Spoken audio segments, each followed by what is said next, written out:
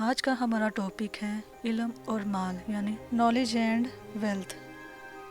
علم اور دولت دونوں اللہ کا فضل ہے، لیکن دونوں بسا اوقات انسان میں شکر الہی پیدا کرنے کے بجائے غرور پیدا کر دیتے ہیں، کیونکہ جس طرح علم نفع بخش ہوتا ہے اسی طرح غیر نفع بخش بھی ہوتا ہے۔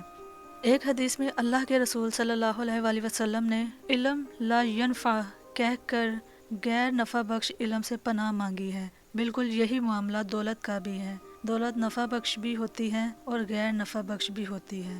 اگر علم کا استعمال انسانیت کی ترقی، رشد و ہدایت اور مسائل و مشکلات سے نجات کے لیے ہو تو وہ علم عین مطلوب ہے۔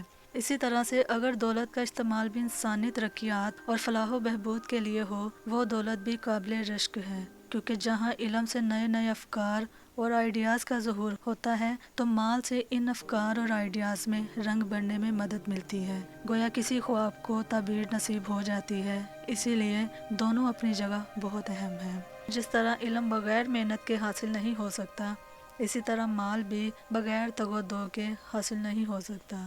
زمانہ قدیم سے ہی انسانی سماج میں صاحب علم اور صاحب مال دونوں کو یک گنا فضیلت حاصل رہی ہے۔ جس شخص کے پاس صرف علم رہا ہے اس سے بھی عزت کی نظر سے دیکھا گیا ہے، اور جس شخص کے پاس صرف مال رہا ہے اس سے بھی مقام و مرتبہ حاصل رہا ہے، اور جس شخص کو علم اور مال دونوں نعمتیں حاصل رہی ہیں اس کے رتبہ کا کیا پوچھنا۔ سماج کے لیے دونوں ہی بہت اہم ہیں اور دونوں ہی سماج میں اپنے گہرے اثرات مرتب کرتے ہیں، بلکہ سماج کو چلانے والے یہی دونوں طبقے ہیں۔ جس کے پاس صرف علم ہوتا ہے وہ بسا اوقات مال والے سے حسد کرتا ہے۔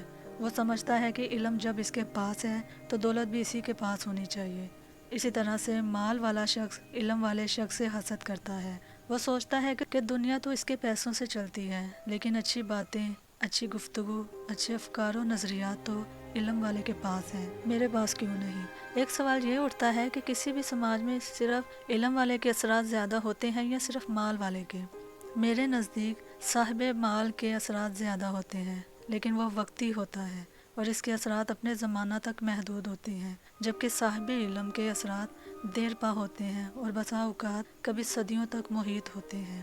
غالباً علامہ سید سلمان ندوی نے فرمایا تھا کہ علم اور دولت دونوں ایک ساتھ جمع نہیں ہو سکتے۔ شاید اس کی وجہ یہ ہے کہ دونوں ہی محنت طلب ہیں اور دونوں فیلڈ میں محنت کر کے کمال حاصل کرنا کوئی آسان کام نہیں ہے۔ علم اور مال دونوں کے حصول پر زور دینے کی ضرورت ہے۔ جس شخص میں دونوں کا سنگم ہو جائے تو وہ نور علی نور ہوتا ہے، ورنہ پھر غیر متوازن رویوں کا ظہور ہوتا ہے۔